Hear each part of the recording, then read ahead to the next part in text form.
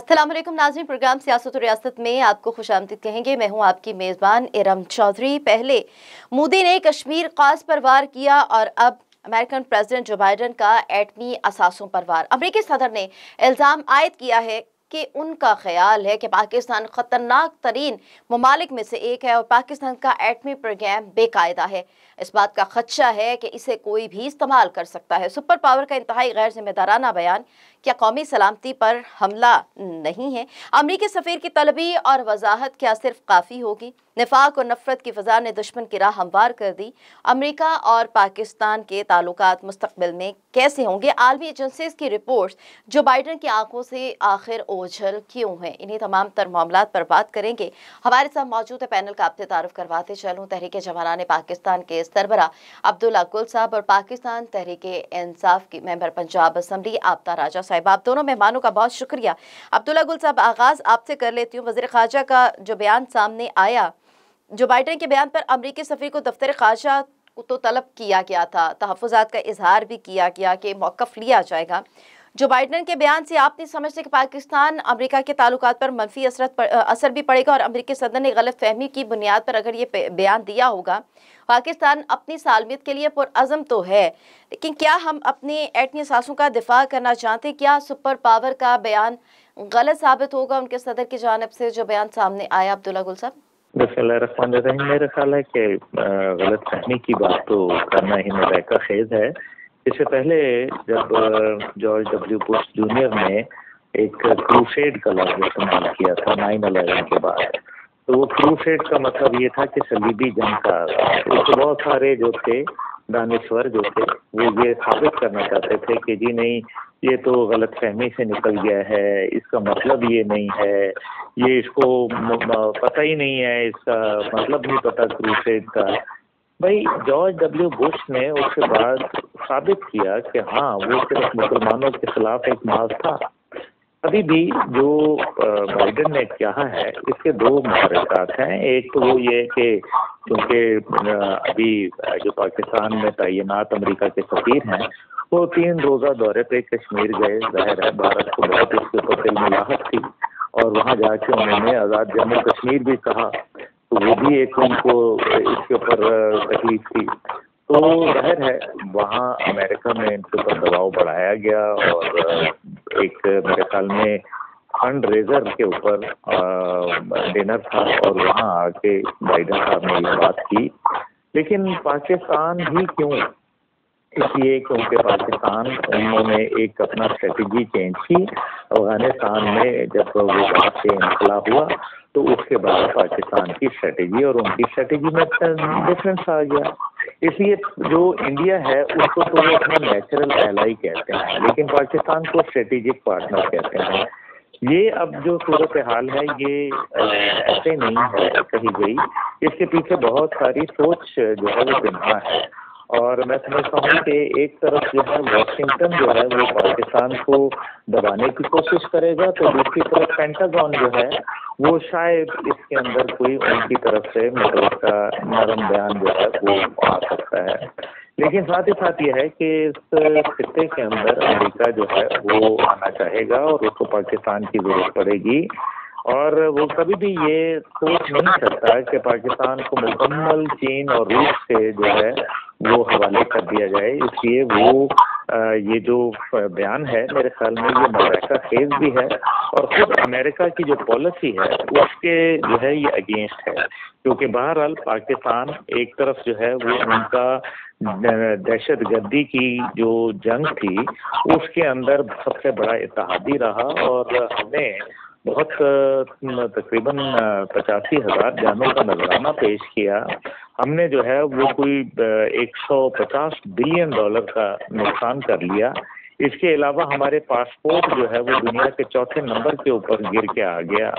तो हमने बहुत सारी जो आज जो बात मैं पहले भी कहता रहा कि जो परवेज मुशर्रफ साहब ने एक गलत यू टर्न लिया था और उससे पाकिस्तान को जो तकालीफ उठानी पड़ी और आज तक उठा रहे हैं, वो वक्त साबित कर रहा है कि वो उनका एक गलत पॉलिसी थी और उसके बाद जो है अब सूरत हाल ऐसी है कि जिसके अंदर हमें सोचना होगा, रिवाइज करना होगा, अमेरिका के साथ अपनी पॉलिसी को रिव्यू करना पड़ेगा और हुकूमत को और अपोजिशन को और तमाम जो मेरे ख्याल में इंडिविजुअल्स एक कौम बन के हमें इसको सख्त तरीन जवाब देना पड़ेगा, क्योंकि ये हमारा रिएक्शन चेक करना चाहते हैं।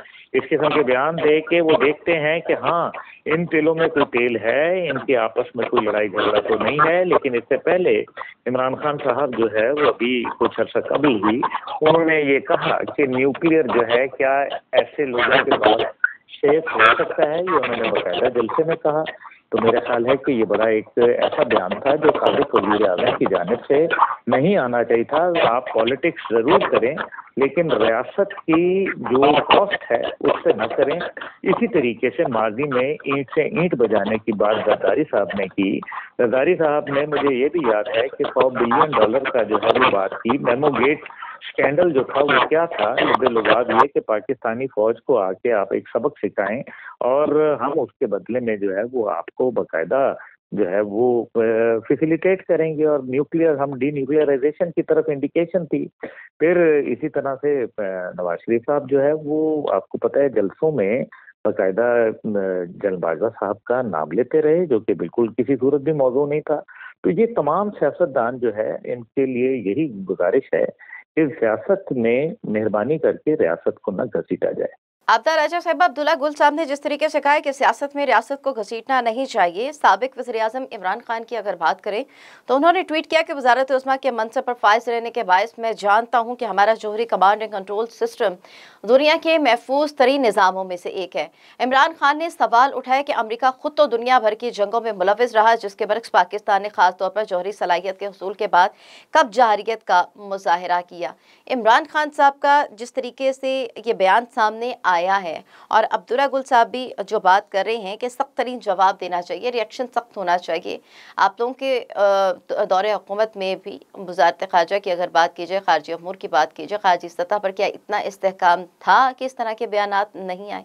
देखिए, खान साहब जो भी बात करते हैं सोच समझ के करते हैं कि नहीं है। आप इस चीज़ का नुक्ता लगाएं कि अगर खान साहब ने ये बात की है तो उसकी वजह क्या है। यहाँ पे वो लोग जो मुझे वतन नहीं है, वो लोग जिन्होंने पहले भी मुल्क के अंदर आकर नुकसान किया, वो लोग जिन्होंने मुल्क को कर्जों के अंदर डुबो दिया, वो लोग जो यहाँ से पैसे लेके बाहर जाते रहे, वो जो इलाज कराने गए थे आई नहीं, जिनका सारा इंटरेस्ट, सारा का सारा इंटरेस्ट पाकिस्तान के अंदर नहीं है बल्कि अपने ज़ाती मुफाद हैं। तो जो जिनका ज़ाती मुफाद होता है तो वो तो कुछ भी कर सकते हैं, वो मुल्क के साथ भी कुछ भी कर सकते हैं, हमारी एक्टिव पावर के साथ भी कुछ भी कर सकते हैं। तो आप कैसे यकीन कर सकते हैं कि आप ये लोग जो है वो मुल्क इनके हाथों महफूज है, हमारा सिस्टम महफूज है। मेरे ख्याल में कि ये लोग किसी हद तक भी जा सकते हैं, इसलिए हमें इस पे वाकई गौर से सोचना चाहिए कि कल को ये ना हो कि ये हमें बेच दें, कल को ये ना हो ये हमारी जो हम एटमी पावर है उससे भी हमें महरूम कर दें, हमें गुलाम बना दे, क्योंकि इनकी जंग सिर्फ अपनी ज़ात के लिए है। जैसे खान साहब ने कहा था ये आते ये काम करेंगे, ये अपने आप को केसों में से निकालेंगे, ये ईवीएम मशीन को ख़त्म करेंगे, ये ओवरसीज़ के वोटों को ख़त्म करेंगे। उनकी जंग देखिए मुफाद की जंग है। अब जो मुफाद परस्त होता है वो किसी हद तक भी जा सकता है, मुल्क से तो उनको मोहब्बत है ही नहीं। तो इसलिए हमें सीरियसली इस बात को सोचना पड़ेगा। अब्दुल्ला गुल साहब, अगर हम इन तमाम तर पॉइंट्स जो कि बोले आपदा राजा साहिबा ने, यही बात हम भी कर रहे हैं कि मुल्क के अंदरूनी जो मामलात हैं और जिस तरीके से बयानात दिए गए, अगर हम अपने दिफा की भी बात करें, अपने डिफेंस के हवाले से बयान की बात करें, तो वज़ीर तवारीख़ खुर्रम दस्तगीर ने अमरीकी सदर के पाकिस्तानी जौहरी प्रोग्राम से मुतल्लिक़ बयान पर रद्द अमल दिया था और कहा कि अमरीकी सदर का बयान जो है बेबुनियाद है। सवाल ये पैदा होता है कि पाकिस्तान का एटमी प्रोग्राम वो कहती हैं कि कमांड एंड कंट्रोल सिस्टम के तहत महफूज है। आलमी एजेंसी दर्जनों मरतबा इस बात की तस्दीक भी कर चुकी हैं। आलमी एजेंसी की रिपोर्ट्स आप क्या समझते हैं कि जो बाइडन की नज़रों से ओझल है या कि फिर एक मुनज़्ज़म साजिश के तहत पाकिस्तान से एटम लेकर हमारा हाल भी अफगानिस्तान, इराक, शाम और लीबिया के जैसा करने का एजेंडा है? देखें, इसमें तो कोई दूसरी राय नहीं है। इराक के ऊपर हमला कर चुके हैं वो न्यूक्लियर के हवाले से, उनको जहाँ जहाँ पहले आप देखें ना, FMTC, CTBT, NPT, ये सारे एक पूरी प्रेशर तरमीम, ये सारी की सारी चीज़ों को हमें फरामोश नहीं करना चाहिए। लेकिन जो अभी इनके इरादे हैं, मैंने आपको बताया, ये कौम सिर्फ पल्स चेक करते हैं। ये सारे लोग जो है वो पाकिस्तान के न्यूक्लियर जौहरी प्रोग्राम के इसलिए मुखालिफ है क्योंकि आलम इस्लाम की वाहिद सुपर पावर है, और इस खित्ते के अंदर जाहिर है चीन को एक साथ, हम पड़ोसी तो हैं लेकिन न्यूक्लियर पड़ोसी हैं। दूसरी तरफ जो है ये इंडिजिनस प्रोग्राम है पाकिस्तान का। तीसरी तरफ जो है भारत को जब से हमने न्यूक्लियर बनाया है तब से भारत की जो है वो मजाल नहीं हुई। और जहाँ तक ताल्लुक है कि कोई क्या कर देगा, देखिए मैं तो किसी सियासी जमात का तर्जुमान हूँ नहीं, मेरी तो अपनी पार्टी है। इसलिए मैं ये समझता हूँ कि जो अभी हमारी बहन ने कहा कि जी वो सोच समझ के इल्जाम देते हैं, तो उन्होंने तो जर्मनी और जापान की सरहदें भी जो है वो कही थी। उन्होंने तो बहुत सारे दीन के हवाले से भी, साहबा कराम के हवाले से भी बातें कही थी। तो क्या फिर मैं अपनी बहन की जो बात है वो दुरुस्त मान लूँ कि हाँ वो सोच समझ के उन्होंने कही है? नहीं, ऐसी बात नहीं होती। इमरान खान साहब भी जाके यूनाइटेड नेशन में बड़ी अच्छी बात करके आए थे, बड़ा कौम में बलबला पाया गया। उन्होंने बहुत कई जगह के ऊपर जो है पाकिस्तान का शर्फ फखर से बुलंद किया, इसमें कोई दूसरी राय नहीं है। लेकिन जहाँ तक देखा जाए तो ज़ाहिर है पीपल्स पार्टी जो है वो भी एक ऐसी जमात है जिसने जो न्यूक्लियर बॉम्ब की जो दाग बेल थी वो जुल्फ़िकार अली भुट्टो साहब ने डाली। उसके बाद तमाम लोगों ने, ज़िया-उल-हक साहब के दौर के अंदर हमने न्यूक्लियर की रेड लाइन क्रॉस की 1983 के दिसंबर के अंदर, और हमने पहला कोल्ड टेस्ट किया। उसके बाद जो है वो ये सिलसिला चलता रहा, और चागी की टनल्स जो थी वो तो सन 1985 में बन गई थी, ये कोई एक दिन में थोड़ी बनती हैं। और फिर नवाज शरीफ साहब जो हैं उन्होंने न्यूक्लियर धमाके किए भारत के जवाब के अंदर, पोखरान के अंदर। तो फिर पोखरान के जवाब दिया ना, यानी कि ये दो पॉलिसीज, ऐसा नहीं है कि मुल्क को जो है वो बेच देते हैं या फलाना कर देते हैं। अपने ज़ाती केस जो है वो किसने नहीं ख़त्म करवाए हैं, और ये गलत है। मैं तो इसको जस्टिफाई नहीं कर रहा, लेकिन साथ ही साथ ये कहता हूँ कि 3 साल 7 महीने थे, उसके अंदर अगर केस मजबूत होते और केस जो है उसके अंदर जो कमजोरियां या लकूने थे वो ना होते, तो यकीनन आज तमाम क्रिमिनल्स जो है वो अंदर होते। लेकिन देखने में ये आया कि वो MKM के लोग थे या दीगर पार्टियां थी या अपने चौधरी बरादरान थे। इनमें आप परवेज इलाही साहब को देख लें, जो सारे वो लोग थे जो जिनके लिए इमरान खान साहब की कोई अच्छी आरा नहीं थी, लेकिन फिर हुकूमत के अंदर आ गए, फिर उनके ऊपर केसेस भी जो है वो कम हो गए। इस तरीके से ये मेरे ख्याल में हमें, क्योंकि जब नेशनल सिक्योरिटी का मामला हो, कौमी सलामती का मामला हो, पाकिस्तान का मामला हो, मेरे ख्याल है कि हमें बहुत एहतियात से काम लेना चाहिए, और हमें एक कौम, एक मिल्लत और एक हो के हमें फैसला करना चाहिए। मुझे अफसोस है कि चाहे वो जब मसला कश्मीर शुरू हुआ 5 अगस्त 2019 को, तो तब भी जो है वो अपोजिशन और हुकूमत एक पेज पर नहीं बैठे, और इमरान खान साहब उस टाइम पे वजीर आज़म थे, उन्होंने नहीं किया। इससे पहले इमरान खान साहब जो थे वो जब आपको याद है सानिया आर्मी पब्लिक स्कूल हुआ, तो उसमें उस वक्त की हुकूमत ने उनको और आर्मी चीफ ने उनको एक टेबल पे बिठाया, और मैं समझता हूँ उससे बहुत अच्छे रिजल्ट्स निकले, और हमने अल्हम्दुलिल्लाह बहुत कामयाबियां हासिल की। जो मुल्क दहशतगर्दी के बिल्कुल नरगे में आ गया था, पाकिस्तान ने अल्हम्दुलिल्लाह उसको फाइट किया, यानी कि जब आप एक पेज के ऊपर आ जाएं। फिर आपने देखा कि जब कश्मीर का इसी तरह वाक़या था, अफगानिस्तान का मामला था, अमरीकी इनखला था, लेकिन हमारी अपोजिशन और हुकूमत जो थी वो आपस में बैठने के लिए तैयार नहीं थी। आज भी इमरान खान साहब जो है वो जगह जगह जलसे कर रहे हैं, लेकिन आखिर हल इसका निकलेगा असेंबली में। अभी अगर आप यही देख लें कि ये जो इलेक्शन वगैरह का सारा चक्कर है, इसके अंदर आपको आखिर सीटें तो छोड़नी पड़ेंगी ना, तो फिर आप फिर इलेक्शन पे जाएंगे, और फिर पीछे टाइम कितना रह जाएगा, क्योंकि मुल्क में फिलहाल तो इलेक्शंस पॉसिबल नहीं है। ये तो खान साहब भी जानते हैं, क्योंकि अभी आपके सामने ही है क्योंकि मुल्क तो डूबा हुआ है पानी के अंदर, खासतौर पर सिंध और बलूचिस्तान के अंदर तो मुमकिन नहीं है। तो मेरा ख्याल है कि इमरान खान साहब जिनमें बड़ी सलाहियत है और वो कौम के अंदर एक उमंग और नौजवानों में खास तौर पे एक बड़ी जो है वो रग़बत नौजवानों की है उनके लिए, तो उनको एक मस्बत किरदार अदा करके खास तौर पे अब जो एक बैरूनी जब ताकत ने हम पे जो है वो एक उंगली उठाई है, मेरा ख्याल है कि हम सबको मिलके, चाहे वो हुकूमत हो, चाहे वो अपोजिशन हो, चाहे वो एक इंडिविजुअल हो, चाहे वो सहाफती इदारे हों या सहाफ़ी बरादरी हो, उन सबको खड़े होके जो है वो दुश्मन की ललकार को जो है मुंह तोड़ जवाब देना चाहिए। आपदा राजा साहब, अब्दुल्ला गुल साहब ने जो बातें की हैं उनके जवाब में आप क्या कहेंगे? 3 साल 7 माह आप लोगों की भी हुकूमत रही, जो बाइडन का जो बयान है वो तो फिर ख्वाजा पॉलिसी की अगर नाकामी है तो फिर तमाम हुकूमतों पर ये नाकामी आती है। आप लोगों को भी दौरे हुकूमत, आप भी अपने दौरे हुकूमत में रहे थे, तो हमारी ख्वाजा पॉलिसी क्यों कमज़ोर है? हम भारतीय जासूस कुलभूषण को पकड़ते हैं जो इकबाल जुर्म करता है, अभिनंदन को गिरफ्तार करती हैं, फिर आपके ही दौरे हुकूमत में उसे छोड़ देते हैं। हम अपना मुकदमा चाहे वो कश्मीर का हो, अभिनंदन का हो, कुलभूषण का हो, अच्छे तरीके से लड़ने में क्यों नाकाम है? देखिए, अगर आप ये देखें कि एक पायलट हमारे पास आ गया है, हम उसको गिरफ्तार कर लेंगे तो हम बहुत बड़ा मार्का मार लेंगे। हमने उसको छोड़ के दुनिया को अमन का और मोहब्बत का भी पैगाम दिया है, ठीक है। और दूसरी बात ये है कि अब्दुल्ला गुल साहब ने जैसे ये कहा कि जहाँ पे मुल्क की सालमियत का ताल्लुक होता है तो सबको एक होना चाहिए, क्योंकि ये मुल्क है तो हम हैं।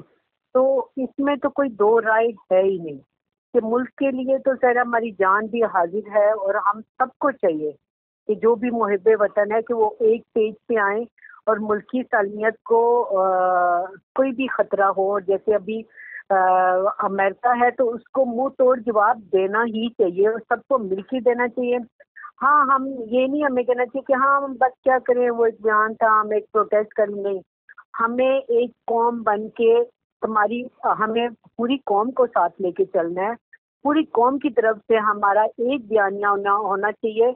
एक्चुअली आपको भी इस बात का इल्म होगा और पूरी कौम को ये इल्म है कि जो बेसिकली अमेरिका चाहता है वो क्या चाहता है, वो चाहता ये है कि वो हमारी एटमी कुव्वत को ख़त्म करना चाहता है। तो हमने अगर हमारी आज एटमी कुव्वत को ख़त्म कर देते तो हम तो महफूज ही नहीं है। हमारे अंदर तो हमारे ऊपर तो हर तरफ से हमले होंगे। तो हमें इस ताकत को ख़त्म नहीं करना। इसके लिए चाहता यही है अमेरिका, फिर कभी कह देगा कि जी गलत हो गया, मुंह से निकल गया, गलती से बयान आ गया। नहीं, उसकी नीयत यही है कि वो पाकिस्तान को एटमी पावर जो है पाकिस्तान का उसको ख़त्म करना चाहता है, वो उससे महरूम करना चाहता है, और वो हमारा वही हाल करना चाहता है जो उसने बाकी दूसरी इराक और बाकी मुल्कों का जिनका आपने जिक्र किया उनके जैसा हमारा हाल करना चाहता है। और अगर हम ये चाहते हैं, सबसे अमीद गुल साहब ने कहा कि सब अपने केस ख़त्म कराते हैं, लेकिन अमीद गुल साहब देखें, जो इंसान मुफाद परस्त होता है ना, मुफाद परस्त के लिए और जिसको पैसा ही बस पसंद है ना, तो वो बिल्कुल ये ठीक है आपने कहा कि चले केस होते हैं ख़त्म कराते हैं, लेकिन जो चोर है ना वो सिर्फ चोरी करता है, वो सिर्फ अपने लिए ही सोचता है, वो फिर अपनी ज़ात से बाहर नहीं निकलता, वो मुल्क के लिए नहीं सोचता। तो अगर हमने मुल्क के लिए सोचना है, मुहिब्बे वतन जो लोग हैं उनको आप सामने लाएं, वो उनको ऑन बोर्ड लें, वो वहाँ पे बैठे, पूरी कौम को ऑन बोर्ड लें, और फिर पूरी कौम की तरफ से एक मैसेज जाना चाहिए अमेरिका को कि हम खुददार कौम हैं। हम वही बात है कि हम भूखे रह लेंगे, ठीक है, लेकिन तुम्हारे आगे झुकेंगे नहीं। और हमें जाहिर सी बात है, उसने तो गुलाम बना के रखा हुआ है ना, हमें गुलामी की जंजीरों को तोड़ना होगा। गुलामी की जंजीरों को अगर तोड़ना होगा तो अब्दुल्ला गुल साहब आप क्या समझ रहे हैं? दहशतगर्दी की जंग की अगर बात की जाए तो जंग पाकिस्तान लड़े, कीमती जानों का नजराना हम पेश करें, अड्डे हम दें, माएँ अपने लाल बहनें अपने भाई कुर्बान करें, ख़वातीन बेवा हो जाएं, बच्चे यतीम हो जाएं, अमेरिका बहादुर पाकिस्तान की कुर्बानियों का एतराफ़ करे। माली मुआशी नुकसान का सामना करने वालों को आज कहा जा रहा है कि आपके एटमी असासे महफूज नहीं हैं। जब कुर्बानी देनी होती है तो रवैया और जब अमन हो जाए तो रवैया बदल जाए। ये दुरुस्त रवैया है जो इक़दाम है, दोहरा मेयार आखिर क्यों है? देखिए, ये तो बिल्कुल गलत है, क्योंकि सिर्फ अपने मकासद के लिए इस्तेमाल कर लेना किसी भी कंट्री को। लेकिन देखें, जो चीज़ें हैं ना, फैक्ट्स, उनको बिल्कुल हम डिस्टॉर्ट नहीं कर सकते। मसला ये है, अभी मुझे याद है कि जब जुलाई 2019 के अंदर वज़ीर आज़म इमरान खान साहब जब अमेरिका के दौरे पे गए, तो उन्होंने कहा कि मैं वर्ल्ड कप जीत के आ गया हूँ। और मैं सिर्फ ये सवाल पूछना चाहूँगा कि वो वर्ल्ड कप 5 अगस्त को तो फिर कश्मीर जो है वो उन्होंने ज़म कर लिया। और उसके बाद जो है हमने ये भी देखा कि ना ही पाकिस्तान को ग्रे लिस्ट से बाहर निकाला गया, ना ही पाकिस्तान को न्यूक्लियर क्लब की मेंबरशिप दी गई, ना ही पाकिस्तान को जो है वो वो जो पाकिस्तान के कोई कर्जे माफ किए गए, ना ही पाकिस्तान को कोई मोस्ट फेवरेट नेशन का जो है वो खिताब दिया गया, ना ही पाकिस्तान के F-16 की जो डील प्रेसलर अमेंडमेंट के हवाले से खराब हो गई थी, उसको जो है बहाल किया गया। तो फिर वर्ल्ड कप कौन सा जीता, मैं वो पूछना चाहता हूँ। देखिए ना, फिर अगर हम बात करते हैं ये गुलामी की, ये सब कुछ है, तो फिर हमें इसके ऊपर भी फिर हमें ये भी देखना है कि खुद उन्होंने ही कहा था कि मैं कर्जे नहीं लूंगा, मैं खुदकुशी कर लूंगा। लेकिन मैं मानता हूँ कि ये उनकी जो पॉलिसी थी ये गलत नहीं थी कि कर्जे नहीं लेंगे। लेकिन जब फिर वो आए हुकूमत में, तो उनको अंदाजा हुआ कि ये मुश्किल काम है। फिर उनके साथ जो पीटीआई के जो ओरिजिनल लोग थे, वो देखिए ना, उन लोगों को बहुत पीछे डाल दिया गया और मंजिल उनको मिली जो शरीके कारवां नहीं थे। यही फवाद चौधरी साहब क्या ख्यालात रखते थे इमरान खान साहब के मुतालिक, मुझे बताने की तो जरूरत नहीं है। आबदा बीबी बहुत अच्छी खातून है और ये जानती हैं इन चीजों को कि अगर असली पीटीआई वाले लोग आए तो यकीनन वो बड़े मुहब्बे वतन और अच्छे, और वाकई वो एक तब्दीली के लिए वहां थे और वहां हैं। लेकिन जो तब्दीली हकीकी वो चाहते थे वो उनको नहीं मिली।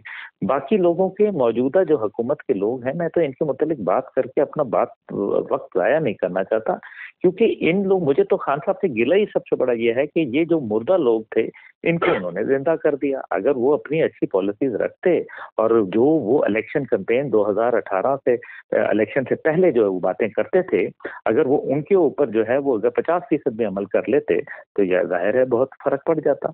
लेकिन जो अभी सूरत हाल जिसमें बन रही है, हमें ये देखना है कि हमने करना क्या है आगे। ये चले ब्लेम गेम तो चलती रहेगी, कोई शायद मैं बात कर लूंगा, कोई आप कर लेंगी, कोई आबदा साहिबा कर लेंगी, कोई और कर लेगा, लेकिन ब्लेम गेम पे नहीं जाना। हमें कॉन्क्रीट स्टेप्स लेने पड़ेंगे और कॉन्क्रीट स्टेप्स वही लोग लेते हैं जिनका घर मजबूत हुआ करता है। जो अपने घर के अंदर कमजोर होते हैं वो बाहर लड़ना उनके लिए मुश्किल हो जाता है। चौमुखी लड़ाई जो है वो फौज नहीं लड़ सकती। फौज का अंदर जो सियासी पॉलिटिकल सेल था वो किसी हुकूमत में, ना मौजूदा ना माजी में और ना उससे पिछले माजी में, उन्होंने ऐसी कोई जो है वो खत्म नहीं किया। तो फिर क्या अफगानिस्तान को हमने, ओवैसी का इजलास हुआ, गैर मामूली इजलास, क्या हमने उसमें अफगानिस्तान को तस्लीम कर लिया था? क्या हमने जो है वो ईरान से गैस पाइपलाइन चालू कर ली थी और सस्ता तेल और सस्ता पेट्रोल जो है कौम को देना शुरू कर दिया था? क्योंकि हमें मालूम था कि अमेरिकन की सैंक्शन तो उतनी ही ईरान पे हैं जितनी रूस के ऊपर है। इसलिए ना हमारी मौजूदा हुकूमत और ना ही माजी की हुकूमतों ने लिया। इसी तरीके से अभिनंदन की अगर बात करें तो मैं समझता हूं कि अभिनंदन को छोड़ना तो बड़ा गलत था, क्योंकि उसकी वजह बड़ी बुनियादी थी। उसकी बुनियादी वजह ये थी कि आपका जो वो आया था यूनाइटेड ये नेशन का जेनेवा कन्वेंशन ऑन वॉरफेयर जो एक्ट था, वो 1964 के अंदर जो है वो आया था। 1964 के अंदर अगर आया था तो फिर जिसका हवाला देके इमरान खान साहब ने कहा कि मैं अभिनंदन को छोड़ रहा हूं क्योंकि जो है जंगी कैदी को नहीं रखा जा सकता। मैं तो सिर्फ ये पूछना चाहता हूं कि क्या वही एक्ट जो था 1971 के अंदर हमारे जो 40,000 लोग, जो 42,000 जिनको जंगी कैदी बना दिया गया था, उनको फिर 2.5 साल के बाद भारत ने क्यों छोड़ा था?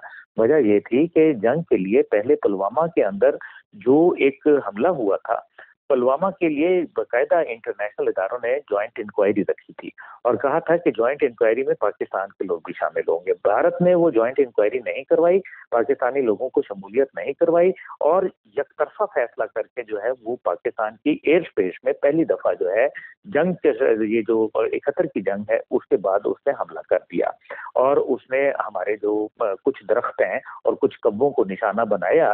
लेकिन बहरहाल वो तो चले, मैं नज़ाकन कह रहा हूँ, लेकिन ये है कि बहरहाल हमारी एयर स्पेस की वायलेशन हुई और उसके ऊपर जो है अभिनंदन जब पकड़ा गया और उसके बाद जब अगले दिन उन्होंने हमला किया और फिर हम लोगों ने उनको शूट डाउन किया, तो अल्हम्दुलिल्लाह पाकिस्तान के शाहीन जो थे हमारे एयरफोर्स के जवान, उन्होंने उसको निशाना बनाया, अभिनंदन को पकड़ा। अभिनंदन को खैर सगाली के अंदर हमें मिला क्या? देखें, दुनिया को हमने ये मैसेज दिया कि हम बड़े पुरअमन हैं। मैं सिर्फ पूछना चाहता हूँ कि दुनिया ने उसके बदले में क्या दिया? ये दुनिया कोई जाती दोस्त नहीं होती। दुनिया जो होती है वो आपके साथ मफाद का मामला होता है। आप कुछ दे और कुछ ले की बुनियाद के ऊपर। क्या कश्मीर पे कर्फ्यू भी हमने अभिनंदन को छोड़ के जो है वो कम से कम कर्फ्यू ही हटवा लेते? क्या हम वो कर पाए? तो हम नहीं कर पाए। तो कौन सी आज़ादी की बात हम कर रहे हैं? हम क्या बात कर रहे हैं हम? देखिए, हकीकत ये है कि अगर आप उसके इससे पहले आप देख लें, पंजाब टेक्स्ट बुक बोर्ड की किताब 7वीं जमात की अंग्रेजी की, ये किसी और ने नहीं, उस वक्त की पंजाब हुकूमत जो मार्च 2019 की बात कर रहा हूँ, आप उस पर देखें, लिखा हुआ है उसके अंदर India western and southern Kashmir, और ये फंडेड है यूएसए की। उस पर लिखा हुआ है कि फंडेड बाय यूएसए। ये किताब पढ़ाई जाती थी पंजाब के अंदर बकायदा। तो फिर ये किसने पढ़ाई? कौन था? 2019 में तो नवाज शरीफ की हुकूमत या किसी जरदारी की हुकूमत तो नहीं थी। लेकिन यहाँ मैं यही कह रहा हूँ कि जब हम अपोजिशन में होते हैं हम कुछ और बात करते हैं, जब हम हुकूमत में आते हैं तो उसके बिल्कुल बरक्स बात करते हैं। अभी अमेरिका के साथ ही क्या खैबर पख्तूनख्वा गवर्नमेंट ने क्या नहीं लिया? क्या खुद अभी असद उमर और फवाद चौधरी जो है वो नहीं मिले? क्या इमरान खान साहब की ऑडियो लीक में ये नहीं कहा गया कि अमेरिका का नाम नहीं लेना? उन्होंने कहीं भी नहीं ये कहा कि ये ऑडियो लीक गलत है। उन्होंने कहा कि इससे मेरा साइफर की जो बात है वो उसको वजन मिलता है। लेकिन बात तो ये है, बहरहाल मैं तो जो मौजूदा हुकूमत है मुझे तो उससे कोई लगाव इसलिए नहीं है क्योंकि मैंने देख लिया है ये सब लोगों ने पाकिस्तान का माल खाया है और इनको सख्त से सख्त सजाएं होनी चाहिए थी। मुझे अफसोस हो रहा है कि इनको क्यों नहीं ऐसे कवानीन बनाए गए। 3 साल 7 महीने में काश के ऐसे कवानीन बनाए जाते।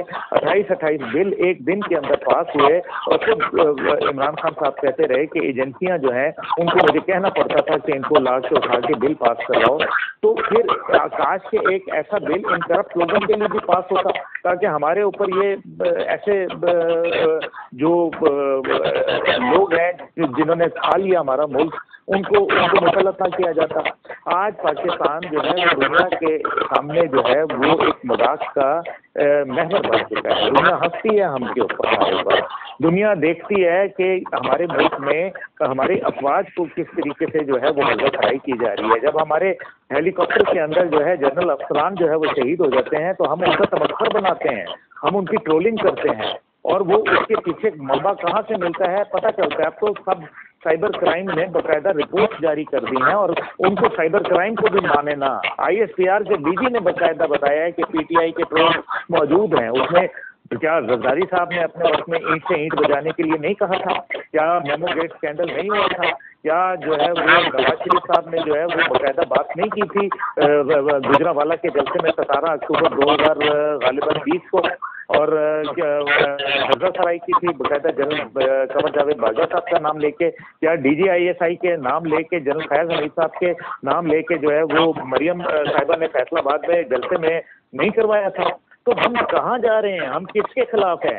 मतलब तमाम सियासी पार्टियों का जो एक तनकीद का हदफ है वो अफवाज पाकिस्तान है और इसी की वजह से अमेरिका को मौका मिल रहा है कि वो पाकिस्तान को जो है वो तनकीद करे और पाकिस्तान के गिर्द जो है न्यूक्लियर सहूलत का उसको ज्वाइंट कस्टडी में लेने का या नेटो के अंदर पाकिस्तान को मजबूरी धकेलने का जो है वो एक बहाना तलाश करे। लास्टली अब्दार ऐशा साहब आपसे मैं बात करूंगी कि मोदी का जो यार है गद्दार है, ये भी नारे लगाए जाते हैं कि मोदी और अमेरिका का यार गद्दार के नारे भी लगती हैं और इल्ज़ाम जिस तरीके से अब्दुल्ला कुल साहब ने कहा कि ब्लेम गेम भी की जाती, सफाइयाँ भी दी जाती हैं कि हम यार नहीं हैं। आप क्या समझती हैं वाज़ेह लकीर क्यों नहीं खींची जाती? ऑडियो लीक से पहले और बाद में बयानिए पर अगर बात की जाए तो सवाल उठता है, कभी डू मोर का मुतालबा सामने आता है, कभी कहा जाता है कि हम कोई गुलाम हैं तो हम क्या हैं। अब्दुल्ला गुल साहब ने कहा है कि आखिर हमें क्या करना चाहिए, आप क्या समझती हैं? देखिए मेरी बात सुने, एक प्रोपेगेंडा इंटरनेशनल लेवल पे इंडिया ने हमेशा किया अमित गुल साहब भी मेरी इस बात को मानेंगे कि उसने पूरी दुनिया को ये बताना चाहा कि हम दहशतगर्द हैं, हम सब कुछ करते हैं। पूरी दुनिया को यही वो बताता रहा हमेशा कि पाकिस्तान गलत है। हमने उसके लिए एक बिल्कुल ये ज़रूर दुनिया को बताने के लिए एक मैसेज ज़रूर दिया था, कलबर्शन को छोड़ के। उसको अगर हम बंद भी कर लेते तो क्या हो जाना था, एक ही बंदा था। हमने सिर्फ मैसेज देना था कि जो, और बाकी दुनिया ने ये माना इस बात को कि दहशतगर्द जो है वो इंडिया है, वो पाकिस्तान नहीं है। तो हमने तो ये मैसेज देना था। दूसरी आप जो बात करती हैं ना ऑडियो और वीडियो, ये तो अब इतनी बनाई गई हैं वीडियोस हमारी, तो कितनी खवातीन की ऐसी ऐसी अच्छी शरीफ और घरों की औरतों की ऐसी ऐसी वीडियोस, मतलब ये लोग आगे ला रहे हैं कि, और ऐसी ऐसी ऑडियोज जिनकी अब बात करना ही फजूल है। अब दुनिया को पता चल गया कि ये कौन कर रहा है। मरियम बीबी ने तो एक पूरी फैक्ट्री खोली हुई है इन चीज़ों की। तो ये तो बात ही करना कि कोई ऑडियो लीक हुई है, वीडियो लीक हुई है। अब टेक्नोलॉजी इतनी ज़्यादा आगे चली गई है तो कि आप अपनी आवाज़ ही खुद ही सुन सकते हैं, और उसमें क्या क्या कह रही है, क्या तरीक़ेकार हैं इन्होंने निकाल लिए हैं। तो अब वो बात करना ही फजूल है। जितना हम इसमें कामयाब हुए हैं तो उसके अंदर नुकसानात भी यही है कि वो फेक किस्म की ऑडियोज आ रही हैं, वीडियोस आ रही हैं। अब दुनिया को पता है कि ये सब फेक काम हो रहा है, तो उसके ऊपर तो बात करना ही फजूल है।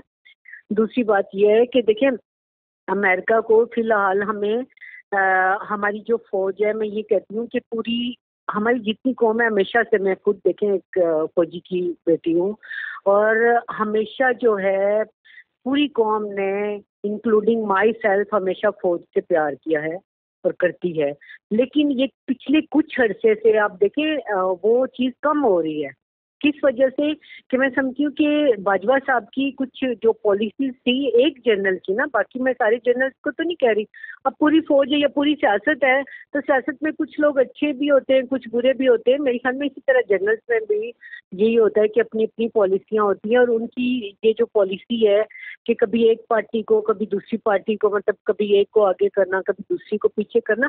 फौज को अपना काम करना चाहिए, जो अपनी उनकी इज्जत है वो बहाल रखनी चाहिए, ताकि सारी सियासी पार्टियां और पूरी कौम फौज के साथ हो। तो हम बिल्कुल, ये इन्होंने सही कहा कि हम स्ट्रॉन्ग इसी तरह फौज होगी और हम इसी तरह स्ट्रॉन्ग होंगे।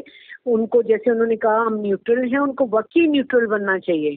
उनको किसी को भी सपोर्ट नहीं करना चाहिए, ना पीटीआई को वो सपोर्ट करें, ना पीडीएम को सपोर्ट करें। वो सिर्फ न्यूट्रल हो जाए और अपना दफाई जो है उसको मजबूत करें, सरहदों की हिफाजत करें। ये उनका काम है, उनका पॉलिटिक्स से कोई लेना देना होना नहीं चाहिए। यहाँ जो पॉलिटिकल लोग हैं, अवाम को चाहिए कि अवाम अब बाशऊर है, वो अपना फैसला खुद करे, ना ये कि उसके अंदर हमारे बाकी इदारे आए। बाकी इदारों को मेरे ख्याल में हम मजबूत इसी तरीके से कर सकते हैं कि वो वाकई से वो न्यूट्रल हो जाएं। होता ही यही है कि अल्लाह, सबसे बड़ी ताकत अल्लाह ताला की, अल्लाह ताला के बाद अवाम की ताकत है। तो अवाम की ताकत को सही से होना चाहिए ना। ये तो नहीं कि आप बेईमानी करके और फ्री एंड फेयर इलेक्शन ना हो, कोई ना कोई मतलब लोगों को धमकियां दें, इधर आप चले जाओ, उधर चले जाओ। ये होना नहीं चाहिए। जिसका जिधर दिल करता है वो जाए, जिसका जिधर दिल करता है वो किसी पार्टी को ज्वाइन करे। ये जो किया जाता है, लोगों को जबरदस्ती इधर से उधर किया जाता है, लोगों को धमकियां दी जाती हैं, ये चीज़ें ये नहीं होनी चाहिए। अब हमें अपने मुल्क को मजबूत करना है, अपने इदारों को मजबूत करना है, तो हमें ये सब खत्म करना पड़ेगा। हमें मुल्क की सालमियत के लिए सोचना है, हमें अपनी एटमी कुव्वत को जो है उसको बरकरार रखने के बारे में सोचना है। तो सियासतदान अपनी सियासत करें और फौज जो है वो अपना काम करे। इस तरह उनकी भी इज्जत रहेगी, मुल्क और कौम उनके साथ रहेगी, सियासी पार्टियां उनके साथ रहेंगी। आपका कहना है कि मुल्क और इदारों को मजबूत करना होगा, हर एक को अपने मुकर्रर जो काम हैं उनको करना होगा। लेकिन सवाल ये पैदा होता है कि जब मुल्क अंदरूनी तौर पर अदमी इस्तेहकाम का शिकार होगा, सियासी तनाव होगा, और ये इक़्तिदार की जो रस्साकशी होगी ये दुश्मन को मौका देगा। और जिस तरीके से वजाहत भी सामने आई तर्जुमान वाइट हाउस की जानिब से कि जो बाइडन ने नई बात नहीं की, बाइडन महफूज और खुशहाल पाकिस्तान चाहते हैं, महफूज पाकिस्तान अमेरिका के लिए अहम है, तो क्या ये महफूज पाकिस्तान पाकिस्तानी सियासतदानों के लिए अहम नहीं? हम क्यों दूसरों को बातें करने का मौका दे रहे हैं? बहुत शुक्रिया आबदा राजा साहिबा, अब्दुल्ला गुल साहब हमारे साथ मौजूद है। प्रोग्राम सियासत और रियासत का वक्त खत्म हुआ चाहता है। अपनी मेज़बान इरम चौधरी को इजाज़त दीजिए, अपना ख्याल रखिएगा। अल्लाह हाफिज़।